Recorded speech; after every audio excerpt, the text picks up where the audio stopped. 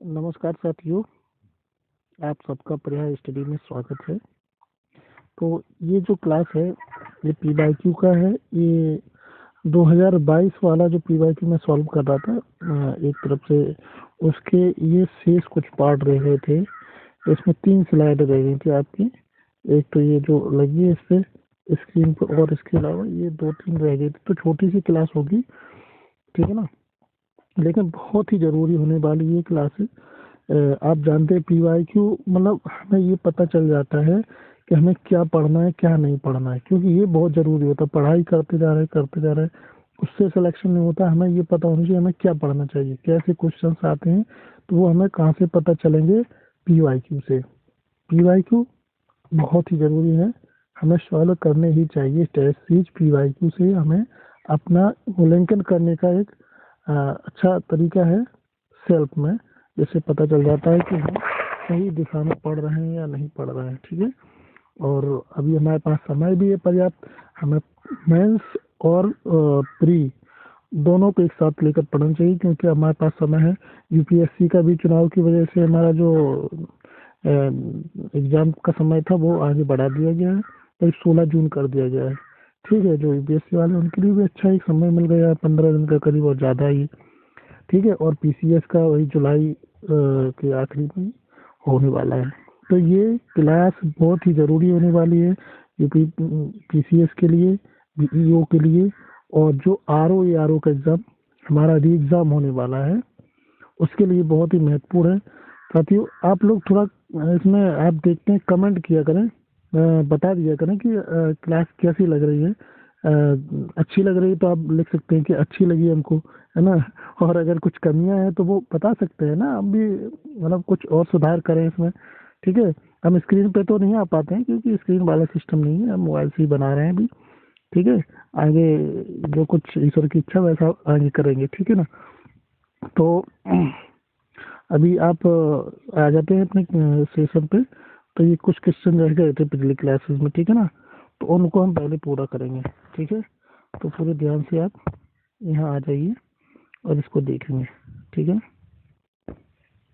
और थोड़ा like share का भी सहयोग करते रहिए। आप लोगों का लाइक नहीं आता है बिल्कुल, पता नहीं क्या है, मतलब इतनी थोड़ा बहुत कर दिया करें, ठीक है ना, उनको पता तो चलना चाहिए ना। तो पिछले क्वेश्चन का ये रह गया था, एक्सप्लेनेशन रह गया था। संविधान के अनुच्छेद 315 की क्लॉज 2 के अनुसार 2 या 2 से अधिक राज्यों के लिए एक संयुक्त लोक ये अपने उसके लिए ही है, ठीक ना, लोक सेवा आयोग बनाया जा सकता है यदि आशय का संकल्प उन राज्यों में से प्रत्येक का विधानमंडल सदन द्वारा, ये जो है 2 सदन हो, वहाँ प्रत्येक सदन पारित करता है, ठीक है। संसद उन राज्यों की आवश्यकताओं की पूर्ति के लिए संयुक्त लोक सेवा आयोग का उपवन भी कर सकता है। तो ये मतलब संसद के पास ये जब जाएगा आवेदन तो उसको कर सकता है संसद, ठीक है ना। 2 राज्यों का एक ही लोक सेवा आयोग भी हो सकता है। नेक्स्ट है 10 अप्रैल 2022 को घोषित नीति आयोग के राज्य ऊर्जा सूचकांक के अंतर्गत भारत के निम्नलिखित में शीर्ष प्रदर्शन करने वाले 3 राज्य कौन कौन से थे। एक इसमें ये दिया हुआ है पंजाब उत्तर प्रदेश, और इसमें बी है तमिलनाडु केरल कर्नाटक, लेकिन इसमें सही आंसर ये है आपका, ठीक है, गुजरात केरल पंजाब, ठीक है। 10 अप्रैल 2022 को नीति आयोग द्वारा राज्य की ऊर्जा सूचकांक के अंतर्गत निम्नलिखित 3 राज्य यही थे, ठीक है। इसको थोड़ा और सही से लगा लेते हैं, ठीक है। चलिए, तो इसमें हम वह समझ लेते हैं 10 अप्रैल 22 को घोषित नीति आयोग के ये सूचकांक में गुजरात और केरल पंजाब थे। चलिए नेक्स्ट, निम्नलिखित में से किसने भारत के राष्ट्रपति का पद ग्रहण करने से पूर्व उपराष्ट्रपति के पद पर कार्य नहीं किया है, मतलब कार्य नहीं किया है। तो आर के वेंकट रमन ने किया है, ठीक है। तो इन्होंने जो है नीलम संजीव रेड्डी जी ने कार्य नहीं किया है। तो हमारा भी ऑप्शन सही हो जाएगा, नीलम संजीव रेड्डी ने जब भारत के राष्ट्रपति का पद ग्रहण किया तो उसके पूर्व उन्होंने क्या नहीं किया, उपराष्ट्रपति का पद ग्रहण नहीं किया था। पर कार्य नहीं किया था और 67 से लेकर 69 तथा 77 के लोक सभा स्पीकर रहे थे। ठीक, राष्ट्रपति के रूप में उनका कार्यकाल, जो कार्यकाल भी पूछ लिया जाता है, 25 जुलाई से 77 और इससे लेकर 82 तक के जो है, 25 जुलाई से 82 तक। जबकि आर के वेंकट रमन ने इसकी ये एक्सप्लेनेशन दिया है, ये आपको देखना है तो आप देख सकते हैं। ठीक है, हम इसको और मिटा देते हैं, आप अच्छे से देख लेंगे। ठीक है, चलिए नेक्स्ट क्वेश्चन पे आते हैं, क्योंकि मैं भी चाहता हूँ बहुत बड़ा सेशन करके आप बोर हों, ऐसा नहीं करना है। हमारा बात ये है कि आपका समय में, आपका भी समय महत्वपूर्ण है। ठीक है, तो आप समझ रहे होंगे। एक मिनट, जनवरी 2022 की वैश्विक व्यावसायिक शहर सूचकांक निम्नलिखित में से कौन सा शहर विश्व का शीर्षक व्यावसायिक शहर है? तो इसमें आपको देखना है, सबसे इसके व्यावसायिक सूचकांक में शीर्ष पर कौन था? बी, हांगकांग है। ठीक है, तो ये जनवरी 2022 में वैश्विक शहर की सूचकांक में व्यावसायिक स्थान पर हांगकांग का प्राप्त हुआ है, और लंदन, पेरिस और फ्रैंकफर्ट, एम्स्टर्डम द्वितीय और तृतीय चतुर्थ स्थान पर, तो ये बाद में थे। ठीक है,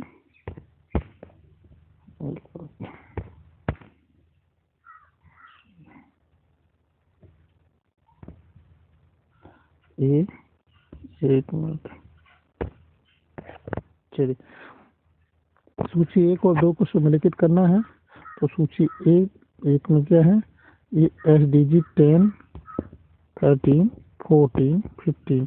ठीक है, इधर दिया है जलवायु परिवर्तन, भूमि पर जीवन, असमानताओं की कमी, और नीचे जल के नीचे जीवन। ठीक है, तो इसमें से हमारा जो सम्मिलित है वो ए का क्या हो जाएगा? ए का 3 है इसमें। ठीक है, ए का 3 हो जाएगा, असमानताओं की कमी। SDG जो हमारा ये सतत विकास लक्ष्य था, वो 10 का उद्देश्य है असमानताओं में कमी आए, और बी का 1 हो जाएगा जलवायु परिवर्तन। ठीक है, 13 का है जलवायु परिवर्तन, ध्यान रखें, बहुत ही महत्वपूर्ण चीज़ है और ये एग्जाम में आती है और आप देख भी रहे हैं। ठीक है, प्रत्यक्ष को प्रमाण की जरूरत नहीं होती। और SDG 14 का है जल के नीचे जीवन। ठीक है, और ये जो 15 का ये हो जाएगा सेकंड, भूमि पर जीवन। राइट, अब इसको आगे चलते हैं, ये मेल कर लिया। चलिए एक मिनट, चलो नेक्स्ट पेज पे आते हैं। सम्मिलित उसमें भी करना है, तो सम्मिलित सीधा कर देते हैं, उसको एक थोड़ा बड़ा कर लेते हैं, इसको दिखाई दे स्क्रीन पे। राइट, एक मिनट। सूची 1 में है पत्रिका और दूसरे में है प्रकाशन।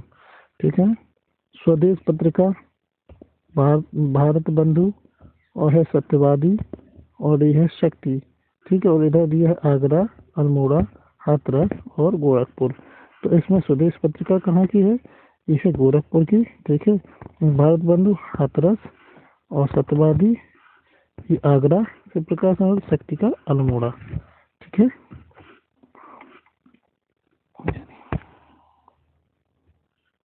ऐसे ही आप लोगों को भी इसको ये मैं जैसे करवा रहा हूँ, ऐसे ही आप रिवीजन करेंगे और ऐसे ही एग्जाम में आना है इनका। ठीक है, तो LBS एक द्वितीय समावेशन के लिए भारत सरकार द्वारा उठाए गए आर्थिक उपायों में से एक परिप्रेक्ष्य LBS क्या है? ठीक है, LBS क्या है? तो अग्रणी बैंक योजना है। ठीक है, क्या है? अग्रणी बैंक योजना। इसको एक्सप्लेन करते हैं। ये वर्ष 1969 में अग्रणी बैंक योजना, lead banking scheme, reserve bank द्वारा प्रारंभ की गई थी। यह योजना वित्तीय समावेशन के द्वारा भारत सरकार द्वारा उठाए गए आर्थिक कदमों में एक थी। इसके द्वारा उस बैंक को अग्रणी बैंक की जिम्मेदारी दी गई जिसका विशेष जिले में अग्रणी स्थान और शाखाओं द्वारा बृहत नेटवर्क, पर्याप्त वित्त और श्रम संसाधन उपलब्ध हो। और जिसके पास ये सारे संसाधन उपलब्ध थे उसको अग्रणी स्थान दिया गया था। इसका ये कॉन्सेप्ट है। ठीक है, ज़्यादा सुविधाएं उपलब्ध कराती है वो।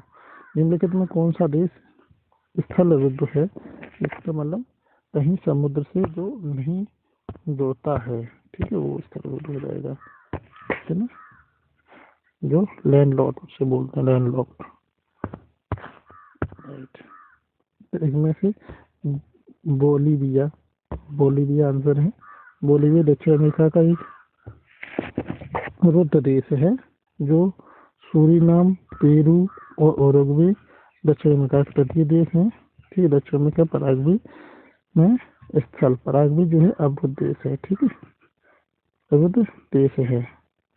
चलिए नेक्स्ट, भारत में संसद द्वारा panchayat extension the scheduled areas कानून कब पारित हुआ? तो कब पारित हुआ है अब बताएंगे, पूरा इसको एक्सप्लेन करते हैं।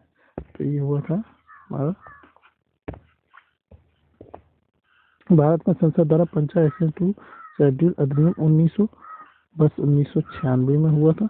और इस अधिनियम द्वारा संविधान के भाग 9 की पंचायतों द्वारा जुड़े प्रावधानों को जरूरी संसाधनों के साथ में अधिसूचित क्षेत्रों को विस्तारित करने का लक्ष्य। ठीक है, अधिसूचित क्षेत्र उनको जो है विस्तृत करने का ये काम था। और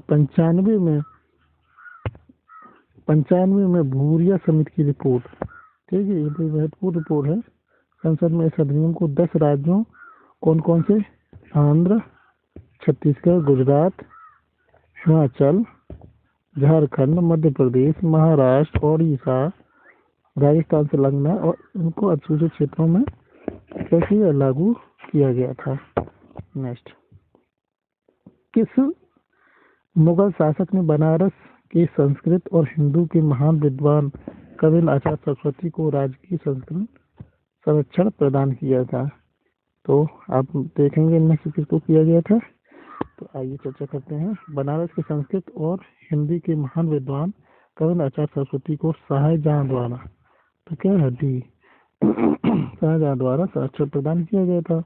बनारस और इलाहाबाद के तीर्थ यात्रा कर की समाप्ति के लिए उन्होंने मुगल बादशाह शाहजहां के सामने बनारस के पंडितों का नेतृत्व किया और कविंद्र, कल्पलता, इन्होंने शाहजहां के यश का वर्णन किया। तो भाई जो शासक होता है, सीधी सी बात है, अब ज्यादा क्या ही कहें। चलिए, कि अबुल लामजाओ राष्ट्रीय उद्यान निम्नलिखित में से किस झील में अवस्थित है? तो आइए देखते हैं कि अबुल लामजाओ राष्ट्रीय उद्यान मणिपुर राज्य में अवस्थित है। कहाँ है? मणिपुर राज्य में है। ठीक है, तो इसमें क्या पूछा गया है कि झील में, अच्छा है तो मणिपुर राज्य में। और ये जो है यह पार्क लोकतक झील, लोकतक झील है ये, ठीक ना, दक्षिण पश्चिम भाग में अवस्थित है। यह उद्यान संगाई हिरण के लिए प्रसिद्ध। कौन है? संगाई हिरण के लिए, ध्यान रखेंगे। ये जो है कौन सा पार्क? लोकतक झील जो है, और इसको पार्क के रूप में मणिपुर का है। और इसको संगाई हिरण बहुत पाए जाते हैं इसके लिए। और यहाँ जो है, जो संगाई हिरण का नित्य वाली हिरण के नाम से भी जाना जाता है। इसको संगाई हिरण या नित्य वाले हिरण के नाम से भी जानते हैं। और ये लामजाओ राष्ट्रीय उद्यान विश्व का अकेला तैरता उद्यान है। विश्व का अकेला तैरता उद्यान है, बहुत ही इम्पोर्टेंट है। और ऐसे ही क्वेश्चन दोबारा करके तिबारा क्या 5-5 बार ही पूछती है यूपीपीसीएस, सही है। तो इसको ध्यान रखेंगे, वेरी इंपॉर्टेंट। निम्नलिखित में से कौन सी नदी घाटी बेसिन क्षेत्रफल की दृष्टि से सबसे बड़ी है? तो बेसिन की दृष्टि से सबसे बड़ी कौन सी है? कावेरी में या फिर नर्मदा, ताप्ती, महानदी? तो ये महानदी है और इस छत्तीसगढ़ की नदी है। ठीक है, राष्ट्रीय जल प्रयोग के अनुसार महानदी का बाढ़ क्षेत्र 14,000 नहीं 1,41,600 वर्ग किलोमीटर। 1,41,600। महानदी का उद्गम फरमिया गांव रायपुर जिला छत्तीसगढ़ से होता है। छत्तीसगढ़, उड़ीसा, झारखंड, मध्य प्रदेश और महाराष्ट्र राज्य में इसका विस्तार है। ठीक है। कावेरी का अफवाह उससे कम है। दूसरे नंबर पे क्या है? कावेरी। ठीक है। इसको थोड़ा बता देते हैं, आप लोग भी अच्छे से समझ लेंगे। ठीक है, चलिए। तो पहले नंबर पर महानदी है, दूसरे नंबर पर कावेरी है, 87,900 वर्ग किलोमीटर। ठीक है। और नर्मदा का अफवाह क्षेत्र है कितना है? अच्छा, इससे बड़ी तो 98,000 तो ये हो गई नर्मदा। ठीक है। ताप्ती नदी का अफवाह क्षेत्र 65,145 है। किसका? ताप्ती का। तो पहला इसका हो जाएगा किसका? महानदी का। दूसरा हो जाएगा नर्मदा का। तीसरा हो जाएगा कावेरी का। चौथा हो जाएगा ताप्ती का।